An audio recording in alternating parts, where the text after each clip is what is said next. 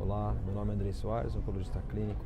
Hoje eu recebo meu amigo Igor Morbek, oncologista clínico do Hospital Sírio-Libanês Brasília e professor da PUC e membro do LACOG-GU. Acabou de sair aqui da plenária na ASCO 2018 em Chicago e parece que as sessões de geniturinária estavam devagar, a gente viu, não tinha muita coisa, uma coisa e outra, mas não dá para passar como nos últimos anos com alguma coisa mais interessante, né? Então, emplacamos uma plenária. E o que a gente teve de novidade, Igor, nessa sessão? Muito bom, Andrei. O estudo Carmina, de fato, é um estudo que já vem sendo esperado há muitos anos, né? Isso porque há quase 20 anos que o padrão do tratamento da doença renal metastática é a nefrectomia citorredutora seguida de uma droga que até então vinha sendo estudada, que eram as citoquinas, né? Nós não tínhamos até então ideia do papel dos novos agentes inibidores da tirosina quinase para essa população de pacientes tratada com nefrectomia citorredutora inicialmente. Então, esse era um estudo absolutamente esperado, aguardado por tentar responder uma questão no uso atual dessas novas drogas. Na verdade, os dados que nós tínhamos era, como você falou, com interferon, 2 estudos positivos para quem fazia nefrectomia e interferon, quem só fazia interferon, com o benefício de sobrevida global desses pacientes.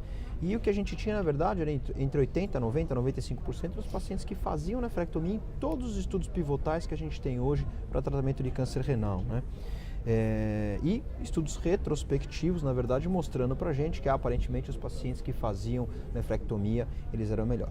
Aí a gente já começa com alguns detalhes que esses estudos que faziam nefrectomia nesses pacientes, a gente tinha um perfil de paciente um pouquinho mais específico, né? Pacientes com prognóstico MDC ou Mozart, sempre de bom prognóstico, ou no máximo intermediário, pacientes com MD Anderson faz, com volume de doença, ausência de metástase hepática, ou conglomerado linfonodal importante, né? Os fatores, os critérios de riscos que eles avaliam, ou eventualmente o volume de doença, predominantemente doença no rim, ou predominantemente doença metastática, né?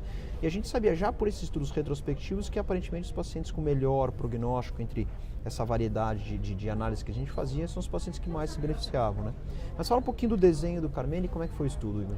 Muito bom. O estudo Carmina foi um estudo que teve um longo tempo de recrutamento, foram quase 10 anos, e conseguiu alocar 450 pacientes, algo até pouco em virtude desse longo tempo de recrutamento desses pacientes.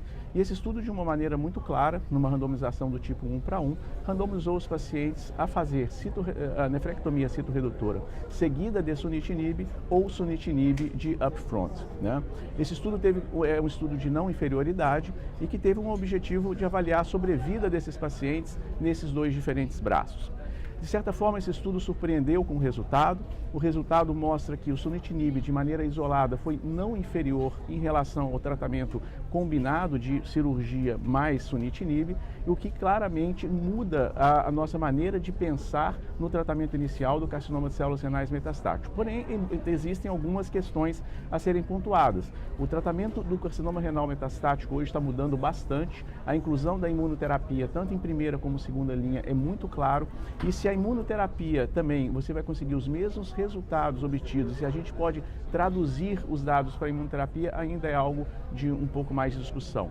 O outro ponto que o Andrei abordou é em relação às populações de risco, né?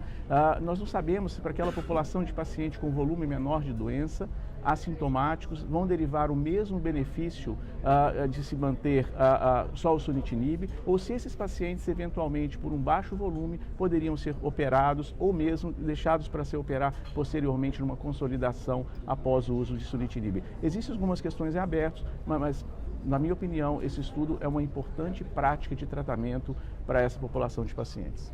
Eu acho que a gente pode puxar algumas coisas, eu consigo visualizar algumas coisas desse estudo que a gente pode pôr em discussão. Então, a primeira é se a gente for avaliar números do estudo, né? Então, quando a gente avalia numericamente, é até melhor em termos de sobrevida global e sobrevida de progressão os pacientes que fazem apenas sunitinib e que não fazem nefrectomia de upfront, né? Então a sobrevida global é de 13 versus 18 meses para quem faz só o sunitinib e de 7 mais ou menos para 8 meses e meio para quem faz somente o sunitinib. É o benefício clínico, né?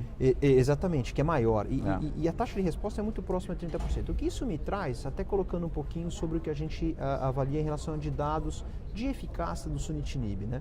Porque quando a gente avalia o estudo, os pacientes que entraram no estudo foram somente pacientes de prognóstico desfavorável intermediário, quer dizer, os pacientes de prognóstico bom saíram. Exato. Então, o que esses números mais ou menos mostram, que são até um pouquinho superiores aos números do Cabosan, que mostrou uma taxa de resposta, uma sobrevida de progressão muito ruim do sunitinib nessa população. Esse estudo não mostrou talvez um número tão ruim nesse ponto. Segundo ponto, acho que a gente pode rever um pouquinho conceitos, né? Algumas pessoas já estão falando, de ver no Twitter isso, pessoas falando que é melhor fazer nefrectomia ou não. É importante a gente conceituar primeiro que isso é um estudo de não inferioridade. Exato. O estudo de não inferioridade, ele não define que o outro braço é melhor do que o braço. Ele diz que este braço, que foi o braço testado, que supostamente poderia ser pior, que era o braço de sunitinib sem cirurgia, ele foi eventualmente não inferior. Exato. E quando a gente aceita isso, a gente aceita uma margem de que pode ser pior, que nesse caso foi 20%. Exato.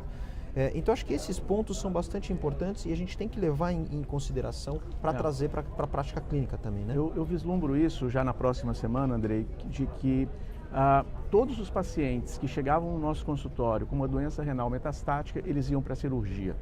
Agora, eu acho que esses pacientes precisam ir para um fórum de discussão. Eles precisam ir para uma reunião de tratamento multidisciplinar, onde cada caso, de uma maneira selecionada, você deve avaliar se esse paciente mereceria, por alguma eventual futura complicação da doença, loco-regional, né, avançada, ou se esse paciente, de uma maneira mais segura, inclusive colocando do ponto de vista do cirurgião, poderia iniciar um inibidor da tirosina quinase ou mesmo uma imunoterapia e você, eventualmente, lá na frente, a depender de resposta e situações de complicação ou não da doença, eventualmente ir para a cirurgia. Acho que esses seus comentários são muito bem colocados e eles são um exemplo do que o estudo, inclusive, mostrou. A população ITT, a gente não vai discutir aqui se retirando ou não o estudo seria diferente, okay.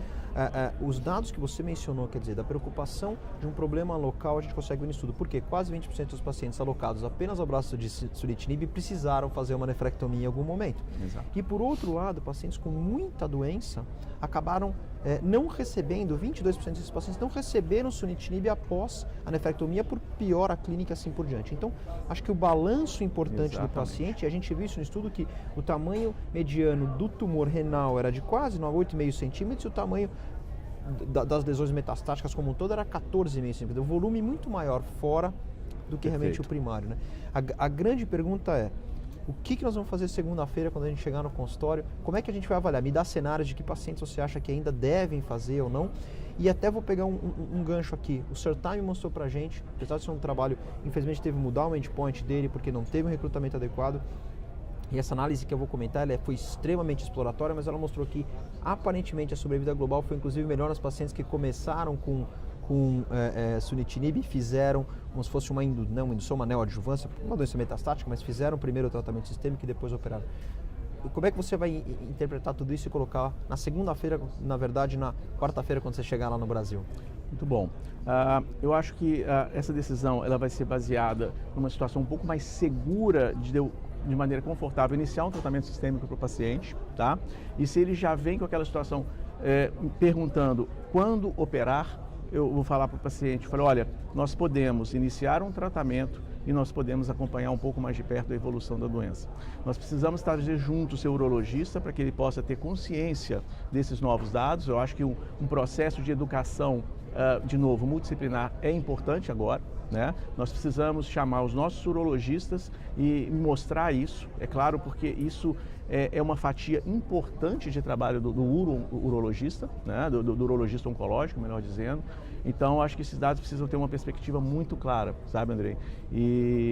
Mas é um estudo que impacta. Eu acho que esse tipo de estudo da plenária, que, de novo, surpreende pelos resultados. Tá? Eu confesso que se nós tivéssemos feito uma enquete aqui do nosso próprio grupo de uro-oncologia do LACOG... Teria um teimoso, né? talvez. Exato, talvez um ou dois teimosos, né? A maioria absoluta ia falar que esses dados são amplamente positivos, favorecendo o tratamento combinado, né? E o que não mostrou. Então, eu acho que isso é uma surpresa e, como toda surpresa, a gente precisa ter um pouco de cautela e eu não acho que isso vai ser standard of care para todos os pacientes, não. Acho que tem populações específicas de pacientes que podem derivar algum benefício da cirurgia em algum momento. A dúvida é saber se de upfront ou posterior. Sem dúvida.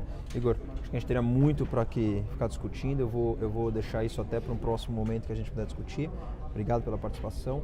Queria deixar aqui mais uma vez a lembrança, um save the date para o dia 23 e 24 de novembro de 2018, o nosso evento de revisão dos tumores geniturinários, do nosso grupo LACOG-GU. O Igor estará junto com a gente lá também, fazendo com que esse evento seja bastante importante. Obrigado, Igor. Obrigado, Andrei. Obrigado a toda a equipe da Onconews.